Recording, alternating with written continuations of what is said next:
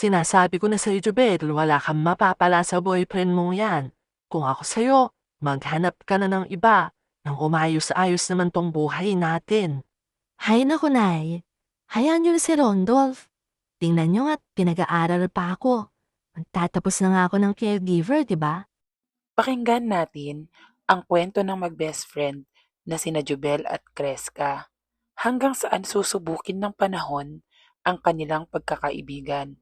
Tuluyan nga kaya silang sisirain ng kanilang galit na nararamdaman o mas magiging matimbang ang kanilang mga naging pinagsamahan. Bago po natin umpisahan ang ating istorya, huwag kalimutang mag-like at mag-subscribe bilang suporta sa channel na 'to. 7 taon nang magjowa si Rondolph at Jubel. Mahal na mahal ni Rondolph si Jubel hanggang sa puntong tumigil na ng pag-aaral si Rondolph para magtrabaho at tustusan ang pag-aaral ni Jubel. Maganda si Jubel, sexy at may karismang mahirap tanggihan. Sa kabila ng sobrang pagmamahal sa kanya ni Rondolph, mapagsamantala si Jubel, ambisyosa at hindi marunong makontento sa kung anong meron siya. Dahil sa kinalakihang kahirapan sa buhay, mataas ang naging pangarap niya sa buhay. Sa kabilang dako naman ay ang best friend niyang si Kreska. Maganda din si Kreska, yung gandang kagalang-galang at mahihiyakang lapitan siya. Kabaligtaran siya ng estado sa buhay ni Jubel. Isa siyang anak mayaman na nagmamay-ari ng supermarket sa Pilipinas at kahit sa Amerika. Sa katunayan, isa siyang citizen sa USA. Sa kabila ng karangyaang dinadanas niya, nanatili siyang may mababang loob at likas sa kanya ang pagiging matulungin. Me, alam mo ba? Pangarap kong maging citizen sa USA tulad ni Kreska. Hay, kailan kaya mangyayari yon? Ba't mo pa naman gugustuhin dun? Dito ka na lang sa Pinas, magkasama pa tayo. Kaya nga pinag-aaral kita para makapagtapos ka at makapagtrabaho ka ng maayos dito. Ay nao, ang liit talaga ng pangarap mo. Alam mo, walang asenso dito sa bansa natin. Tapos ka nga, pahirapan naman maghanap ng trabaho dito. Nawala ang ngiti ni Rondolph sa mga labi at bahagya itong nalungkot. Mahal na mahal niya si Jubel at kahit kailanman ay hindi niya ito kinontra sa mga gusto nito. Habang ang girlfriend naman nitong si Jubel ay ubod ng pagkaambisyosa. Mataas ang pangarap nito. Alam niyang mahal na mahal siya ng kasintahan, kaya naman sinasamantala niya ito. Alam mo ba, be, may naisip ako. Malapit nang umuwi ng Pinas si Kreska. Naalala mo ba siya? Yung best friend kong citizen sa Amerika? Oo, ano naman? Anong kinalaman ko sa kanya? Alam mo bang ikakasal na sana siya? Kaso, nalaman niyang nagloko yung jowa niya. Kaya yun, hindi natuloy. Habang nag-uusap ang magkasintahan, biglang may kumatok sa pintuan.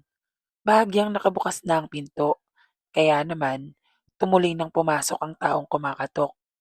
Pagdating nila, napanganga silang pareho sa taong dumating. Napaka-expensive ng itsura nito at sobrang sosyal. Nakasuot ito ng baby pink na dress na bagay sa maputi niyang balat at sa mapusyaw nitong kolorete sa muka. Siya si Kreska, ang best friend ni Jubel. Kahit nasanay siya sa marangyang pamumuhay, ay sobrang simple lang nito. Hindi mo mababakas sa kanya ang kayabangan. Bes! Kamusta ka? At tagal nating hindi nagkita. Kreska? Hala, dumating ka na pala? Alam mo bang pinag-uusapan ka namin ni Rondolph? Diba? Oo, Kreska. Dumating ka na pala. Welcome back. Sa kabila ng sayang pinapakita ni Jubel, may inggit siyang ikinukubli. Matalik na kaibigan ang tingin sa kanya ni Kreska. Lahat ng meron siya ay ibinibigay din niya kay Jubel. Hindi nagdadalawang isip ang dalaga kapag may hinihingi ito. Pero itong si Jubel, ang tingin lang kay Kreska ay isang alkansya na pwede niyang dukutan tuwing gipit ito. Oh, balita ko. Dumating na yung best friend mong hilaw. Oo, Nay. At may naisip na din akong magandang ideya na makakapagpabago ng buhay natin. Alam ni Jobel na hindi siya kayang tanggihan ng best friend niya at maging ng kasintahan niya. Kaya naman, naisip niyang ipakasal si Rondolph kay Kreska sa Amerika nang sa ganon, maging US citizen din ito at kapag nangyari yon, magdi-divorce ang dalawa. Agad na tinawagan ni Jobel si Kreska at Rondolph para magkita silang tatlo. O best, ano ba yung importanteng sasabihin mo at pinagmamadali mo kaming kitain? Oo nga, be. Naisip ko lang kasi, di ba? Alam nyo naman na sobrang pangarap ko makapunta ng Amerika. Naisip ko kasi, kayo ang sagot sa matagal ko ng pangarap. Ano naman ang gagawin namin? Bakit kaya hindi kayo magpakasal na dalawa para magka-green card ka, Rondolph, at makuha mo ako doon? Ano? Ayoko! Kalokohan niyang sinasabi mo, Jubel. Kaya kong gawin lahat para sa'yo, pero wag mo naman akong ipakasal sa iba. Kunwaring kasal lang naman, hanggang sa magka-green card ka. Magdi-divorce din kayo, at tayo ang magpapakasal. Sa madaling sabi, napapayag niya ang dalawa sa plano niyang kasal. Ginawa nila ang lahat para makasal ang dalawa. Pagkalipas ng ilang buwan, naikasal na nga si Rondolph at Kreska. Nagkaroon na din ng trabaho si Rondolph at buwanan nitong nakakapagpadala kay Jobel. Bawat padala niya ay ibinibilin niya na bigyan ng nanay niya. Ngunit wala ni Singko ang naibibigay sa nanay ni Rondolph. Nilulustay lahat ni Jobel sa mga luho niya at pansarili niya ang perang ipinadadala ni Rondolph. Hanggang sa isang araw, nakarating kay Rondolph ang lahat ng ginagawa ni Jobel. Be, ano tong nababalitaan ko na hindi mo daw binibigyan si nanay sa mga pinapadala ko? Kung makapagsalita ka naman, akala mo naman parang napakalaki ng pinapadala mo. Sa akin nga lang, kulang pa yun. Saka huwag kang maniniwala sa nanay mo. Hindi naman totoo na hindi ko siya binibigyan. Huwag kang magsalita na parang pinapalabas mong sinungaling si nanay. So ano, ganyan ka na makapagsalita sa akin ngayon, porque may trabaho ka na dyan. Kung gusto mo, mag-break na lang tayo. Dahil sa galit ni Jobel, pinatay niya ang telepono. Hindi na niya narinig ang sinabi ni Rondolph na pumapayag na itong maghiwalay sila. Unti-unti na din kasi niyang nararamdaman na parang na-fall out of love na siya kay Jubel. Hanggang sa dumating ang araw na nagkasakit siya at si Kreska ang nag-alaga sa kanya. Si Kreska ang laging nalalapitan niya sa panahong nagkakasakitan sila ni Jubel. Maraming salamat, Kreska. Napakabuti mo. Sa tagal namin ni Jubel, ni minsan, hindi niya ako naalagaan ng ganito. Ngumiti lang si Kreska at napatingin ito kay Rondolph. Bakas sa mata ng binata ang lungkot. Lumipas ang maraming linggo, unti-unti nang nararamdaman ni Kreska at Rondolph na parang nahuhulog na sila sa isa't isa hanggang sa dumating na ang gabi na nangyari ang hindi dapat mangyari. Pinagsaluhan ni Rondolph at Kreska ang malamig na gabi. Mali ang ginawa natin. Hindi na dapat ito maulit. Walang mali sa ginawa natin, Kreska. Mag-asawa tayo. Sa mata ng Diyos at sa mata ng batas, wala tayong nilabag. Pagkalipas ng isang buwan, nalaman nila na buntis na si Kreska. Masaya sila sa balita, pero hindi pa rin nasasabi ni Rondolph kay Jobel na pinanindigan na nila ni Kreska ang pagiging mag-asawa. Be, parang hindi ka na nag-update sa akin May surprise ako sa'yo. Busy lang ako sa trabaho, Jubel. Sige na, madami pa akong gagawin. Aba, bastos na yon. Hintayin mo ko dyan. Habang masaya na ang buhay nila Rondolph at Kreska sa Amerika, si Jobel naman ay nakahanap ng paraan para makasunod sa Amerika. Bilang isa siyang caregiver, isinama siya ng amo niya sa Amerika upang magpagamot. Sinamantala din niya ang pagkakataon napuntahan sila Randolph at Kreska sa pag-aakalang may boyfriend pa siyang babalikan. Best! Nagulat si Kreska nang makita si Jubel. Jubel, anong ginagawa mo dito? Bakit ka nandito? Paano ka nakarating dito? O teka, bakit parang ayaw mo nandito ako? Nasaan ba si Rondolph? Hindi naman sa ganon. Siyempre, nagulat lang ako. Siyempre, nandito ako para sabihin sa'yo na papawiin ko na si Rondolph. Total naman, may green card na siya. Pwede na kayong mag-divorce at kami naman ang magpapakasal. Oh, buntis ka pala. Nagkabalikan pala kayo ng jowa mo. Hindi niya man lang sinabi sa akin.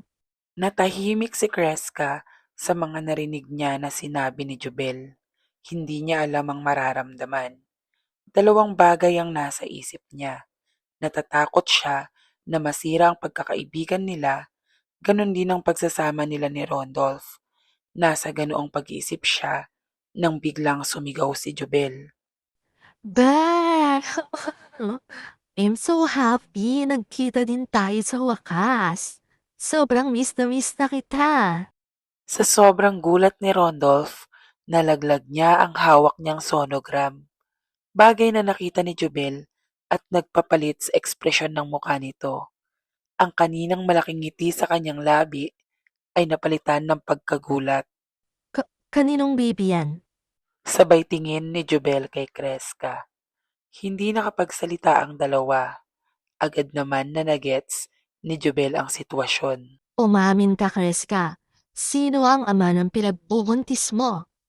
Lumuluhang nagsalita si Kreska. Patawarin mo ako, Best. Hindi ko sinasadya. Hindi ko sinasadyang masaktan ka. Huwag mo akong iyakan. Sabihin mo sa akin, sino ang ama niyan? Patawarin mo ako, Best.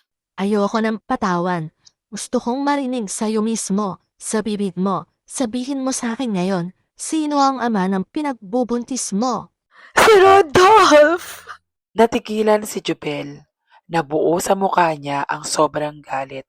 Hinablot niya ang buhok ni Kreska at nagsisigaw ito. Malandi ka?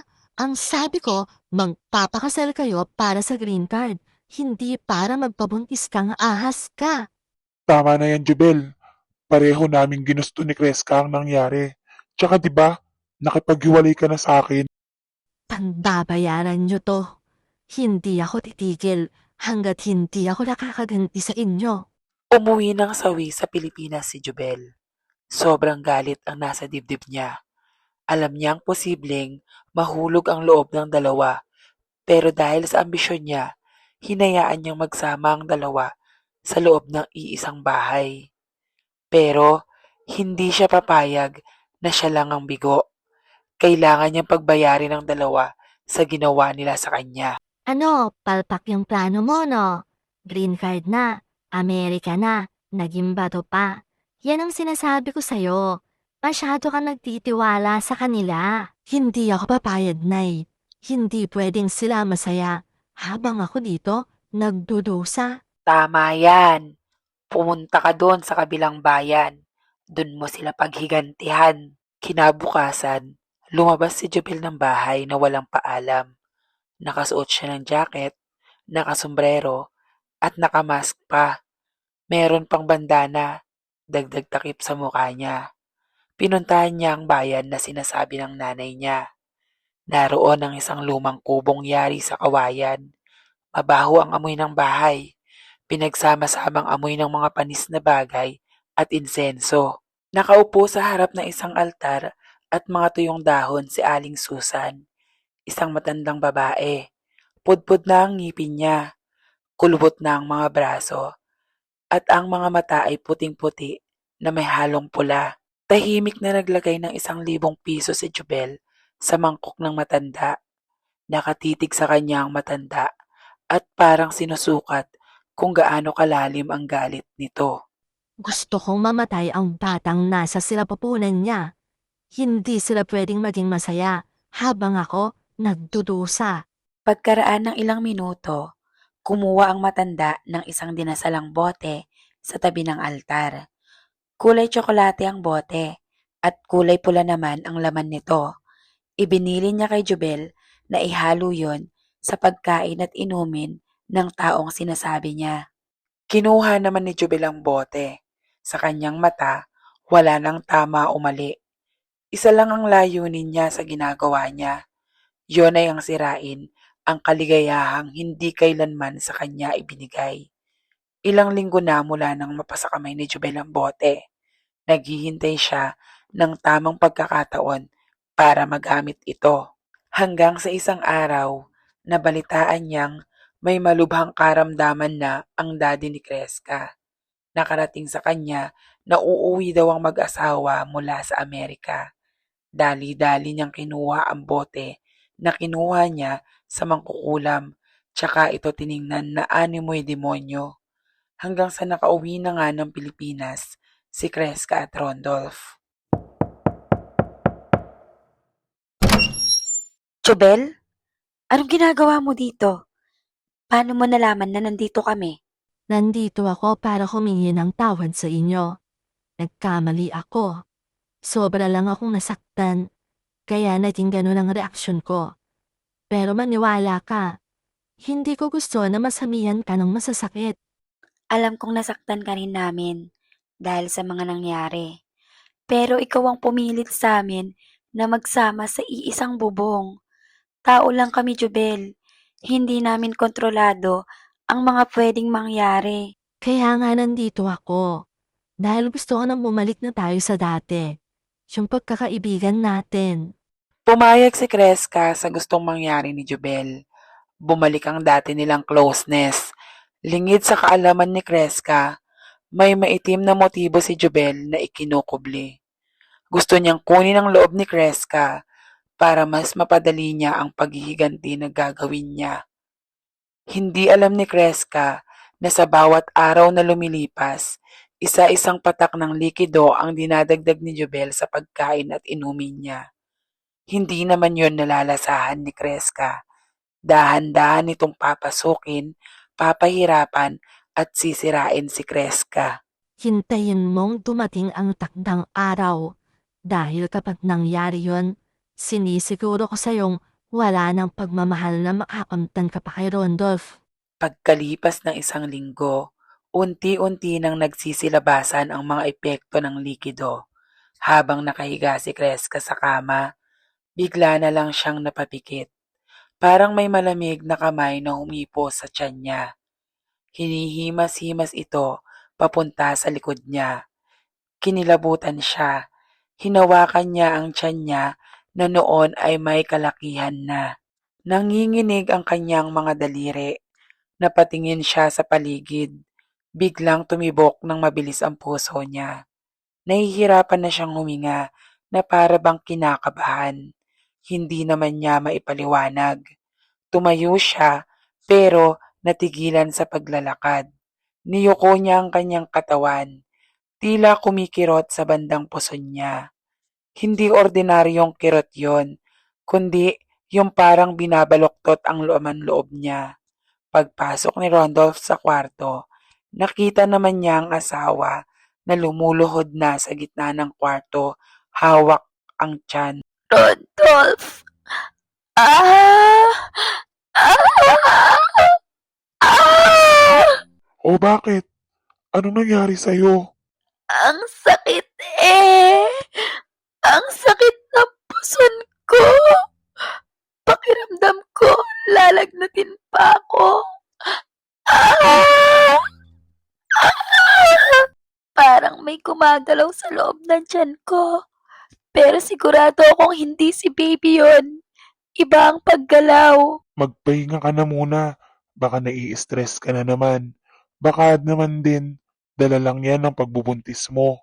Pinilit tumayo ni Kreska, pero dumulas ang kanyang paa sa sahig. Bumagsak siya sa sahig. Napatili siya sa sakit na nararamdaman mula sa kanyang sinapupunan. Natataranta namang umalalay sa kanya si Rondolph. Ibinalik niya ang asawa sa kama at nag-abot ng pwede sa buntis. At pinilit patulugin para makapagpahinga. Ngunit sa labas ng pinto, Nakatago sa dilim si Jubel at nakatitig sa mag-asawa habang nakangisi ito. Patikim pa lang yan. Kulang pa yan sa lahat ng inagaw mo sa akin. Inagaw mo ang buhay ko at ang pangarap ko. Walang-wala yan sa mga susunod pang mangyayari sa'yo. Sa kwarto, hindi mapakali si Kreska. Nakapikit lang ang mga mata niya pero hindi naman tulog ang diwa niya. Sa tuwing magtatangka siyang pumikit, parang may mukha ng matanda siyang nakikita. Nakatitig ng diretso sa kanya. Parang may naririnig siyang mumunting tawa sa tiyan niya. Mahina, pero klaro-klaro sa pandinig niya. Sa gabi, habang mahimbing na natutulog si Rondolph sa tabi niya, tahimik na pumapatak ang luha ni Kreska sa unan dahil sa takot na nararamdaman. Hindi lang para sa sarili niya, kundi para sa bata na nasa sinapupunan niya. Kinaumagahan, pilit nilulunok ni Kreska ang isang kutsarang sopas. Nanginginig pa ang mga kamay niya at sa bawat pagsubo, sumasakit ang sikmura niya. Ilang saglit lang, isinuka niya rin lahat sa lababo. Umaalingasaw ang amoy ng suka, maasim, masakit sa ilong, pero higit pa ron ang takot na bumabalot kay Kreska. Ayaw nang tanggapin ng katawan ko ang lahat ng tinitik kong pagkain. Kahit tubig ayaw din. Natatakot ako sa pwedeng mangyari sa anak natin kung ganito ako. Baka naman nasa stage ka ng paglilihi. May mga napapanood at nabasa ako na nagiging maselan talaga ang mga buntis. May kanya-kanya kasi kayong klase ng paglilihi, di ba? Pero siya mismo, hindi kumbinsido sa sinabi niya. Lalo na't kitang-kita niya ang anyo ni Kreska ngayon. Namumutla na parang walang dugo, tuyo at nangungulubot na ang mga braso. At ang leeg, may mga litid na bakat. Napalingon si Rondolph sa tiyan niya at nakita nga niyang medyo nakabukol na nun at napansin niyang may namumuong mga marka roon, parang kalmot o kagat. Napasapos si Kreska sa tiyan niya, humihikbi. Ang mukha niya na dati maputi at makinis, ngayon ay tila nilukot na papel. Maging sa mga mata niya, may mga linya. Pakiramdam ko, iba na tong nangyayari sa akin. Parang bukod sa sanggol na nasa sinapupunan ko, may ibang buhay pa na gumagalaw sa loob ng tiyan ko. Hindi napansin ng mag-asawa ang aninong mabilis na dumaan sa gilid ng pinto. Si Jubel. Tahimik siyang nakatayo. May hawak siyang baso na may lamang gatas na ibibigay niya para lang kay Kreska. Doon niya huling ipinatak ang pulang likido mula kay Aling Susan. Mula sa likod ng kanyang damit, kinuha niya pa ang isang maliit na lalagyan ng pulbos galing sa pinatuyong balat ng isang bayawak na sinasabing pampabilis ng bisa ng ulam. Isinaboy niya ang pulbos na ginagamit sa mesa, maging sa mga gamit ni Kreska na madalas niyang gamitin. Matapos yon, bumalik na siya sa kusina at nagkunwaring umiinom lang ng tubig. Hindi pa ako kontento dyan sa nararamdaman mo. Inagaw mo ang lahat ng para sa akin. Kulang pa yung nararanasan mo. Sa loob ng kwarto, maingat na inilapag ni Rondolph ang tray ng gamot sa bedside table. May kasama pang baso ng tubig. Maingat ang bawat galaw niya, para bang natatakot siyang makabasag ng katahimikang nagkukubli sa loob ng silid. Umupo siya sa tabi ni Kreska na nakabalot ng kumot, nakatagilid at bahagyang nakapikit, pero halatang hindi natutulog. Magang-magana ang mga mata nito sa kakaiyak at sa bawat hingay may bigat na tila may kinikimkim na sakit na pilit tinitiis. Dahan-dahang niyakap ni Rondolph ang asawa mula sa likod. Hindi naman kaagad gumalaw si Kreska. Hindi siya lumayo. Ikinulong siya ni Rondolph sa mga bisig niya. Tsaka niya marahang hinimas ang likod nito. Paikot-ikot lang ang mga daliri. Tumigil naman sa pag-iyak si Kreska. Dahan-dahan siyang bumaling Napaharap at tinignan si Randolph. Alam mo ba, Randolph, minsan, pakiramdam ko, may mga mata na laging nakatingin sa akin. Sa mga damit ko, may nawawala rin. Lahat ng mga gamit ko, nag-iiba na. Tulad ng mga pabango ko, parang iba na ang amoy. Amoy ng mga nabubulok. Tumindig ang balat ni Randolph. Umupo siya, hindi makatingin ng diretsyo sa asawa. Nagtungo sa bintana at binuksan yon. Napasulyap si Randolph sa asawa niyang nakahiga pa lang sa kama. Pawis na pawis ang noo nito, maputla at hindi na halos makagalaw. Sa isang kamay ni Kreska, nakapulupot pa rin ang rosaryo. Ang lagnat niya, hindi pa rin bumababa sa loob ng ilang araw. Napailing si Randolph. Kinagat niya ang labi at kinuha ang cellphone. Tinawagan niya ang ina ni Kreska na si Cynthia. Ilang ring lang ay sumagot na ito. Hello ma, si Randolph po ito. Pwede po bang samahan niyo ko na alagaan si Kreska dito? Hindi ko na po kasi alam kung anong gagawin sa kanya. O sige, huwag mong iiwanan ng asawa mo dyan. Dyan ka lang sa tabi niya. Bantayan mo siya. Hintayin niyo ako dyan. Papunta na ako riyan ngayon din. 3 oras ang lumipas. Narinig ni Randolph ang boses ni Cynthia sa pintuan, kasabay ng pagbukas nito. Pagkapasok ng matanda, bigla itong napatigil. Humawak siya ng mahigpit sa rosaryong daladala. Tiningnan niya si Kreska at saka lumingon kay Randolph. Naramdaman ni Cynthia na may kakaiba sa paligid. Agad siyang pumasok sa kwarto ni Kreska. Hinila niya ang pinto at nagpausok siya ng insenso at hinayaang lumabas ito sa mga nakabukas na bintana.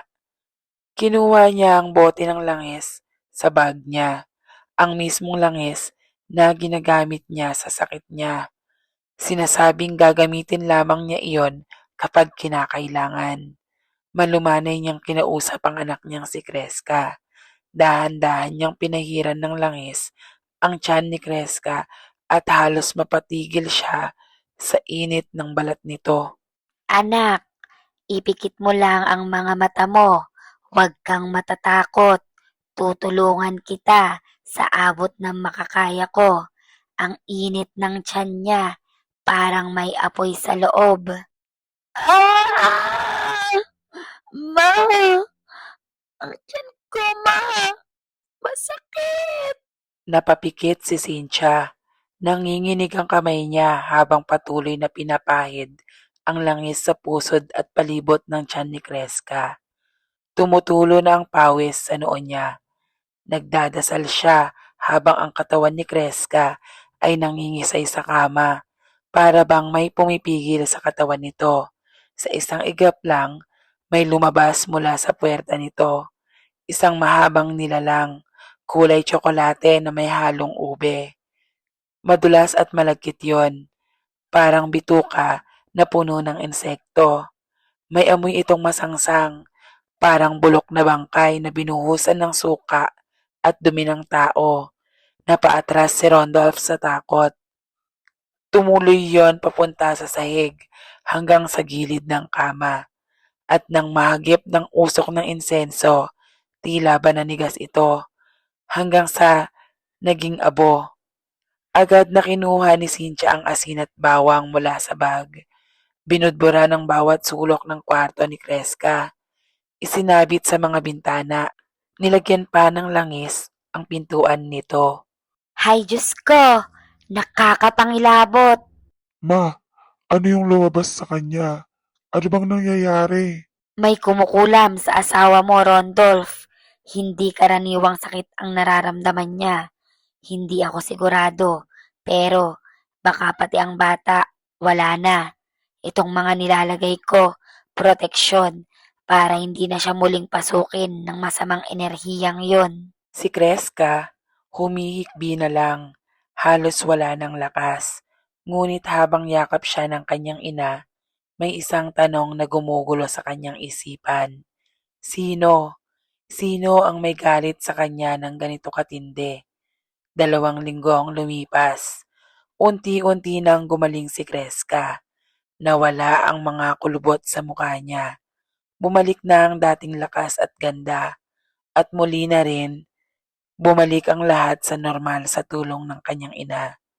Ginawa ni Cynthia ang lahat ng nalalaman niya mula sa pagpapakain rito, pagdarasal, at pagbibigay ng proteksyon. Isang gabi, malakas na sigaw ang bumulaho sa mga tao sa loob ng bahay. Tulungan niyo ako. Ano bang nangyayari dito? Hindi malaman ni Minda kung anong gagawin na marinig ang malakas na sigaw mula sa kwarto ni Jubel. Tumakbo itong mabilis, halos madapa-dapa pa nga sa taranta. Mabilis niyang binuksan ang kwarto ni Jubel. Tumambad sa kanyang paningin ang tila kuha sa horror scene. Ang kama ni Jubel, basang-basa ng dugo, may malapot at maitim na likido na tumatagas hanggang sa sahig. Ang mga puting bedsheet ay namumula, parang may pinigang kung anong hayop doon. Ang mga unan ay nakakalat sa gitna ng magulong higaan. Naroon si Jubel, nakaukpo, yakap-yakap ang sarili. Basang-basa na rin ng dugo ang laylayan ng damit niya. Nanginginig ang kanyang katawan, ang mga mata niya nanlalaki sa takot at parang hindi na kumukurap. Nakatulala siya sa kawalan na para bang may nakikita siyang hindi nakikita ng iba. Pumasok si Cynthia. Naguguluhan namang tumingin si Jubel sa kanya dahil ngayon niya lang ito nakita. Anong pakiramdam na bumabalik na sa'yo ang kulam na ibinigay mo sa anak ko? Ano bang sinasabi mo? Sino ka ba? Wala akong ginagawa. Alam ko kung ano ang ginawa mo. Dahil ako ang nagbalik ng kulam sa'yo. Doble ang sakit na mararanasan mo kumpara sa sakit na binigay mo kay Kreska. Wala nang iba pang nagawa si Jubel kundi ang umiyak. Napaluhod siya sa sahig ng kanyang silid. Duguan pa rin ang tulo ng duster niya habang yakap-yakap ang sarili na tila isang batang nawala. Ang dating matigas at mapang-akit niyang tingin ngayon ay napalitan na ng takot at desperasyon. Paulit-ulit siyang humihingi ng tulong sa kahit sino, ngunit wala nang lumalapit sa kanya, wala nang naniniwala. Kinabukasan, maagang dumating si Kreska. Tahimik itong pumasok. Marahas niyang binuksan ang pintuan at wala siyang pag-aalinlangan na pinuntahan si Jubel. Kreska, patawarin mo ako. Alam kong mali ang ginawa ko sa'yo. Nadala ako sa sobrang galit ko sa inyo. Kinain ako ng injet dahil hindi ko matanggap sa sarili ko na niloko niyo ako. Dahil sa ginawa mo, nawalan kami ng anak. Pinatawad kita at naniwala ako sa'yo. Pero panluloko lang pala ang pinakita mo. Palabas lang pala ang lahat. Wala ka ng lugar sa buhay namin. Pinagsisisihan ko na minahal kita noon at nagtiwala ulit kami sa'yo. Mariing isinara ng mag-asawa ang pinto sa harap ni Jubel. Isang malakas na tunog ng pagsasara, hindi lang ng pinto, kundi pati ng kabanata sa buhay nilang tatlo. Lumipas ang isang taon, muling nabuntis si Kreska. Isang pagkakataon na sisiguraduhin nilang hindi na sila babalutin ng takot, kundi puno ng pag-asa. Sa bawat araw na lumilipas, palaging nasa tabi niya si Cynthia hanggang sa manganak siya ng isang malusog na batang babae. Dahil sa mga nangyari, mas lalong minahal ni Rondolph si Kreska. Tinutok niya ang lahat ng oras niya kay Kreska at sa prinsesa nila. Samantala, si Jubel naman, unti-unti nang kinain ng lipunan.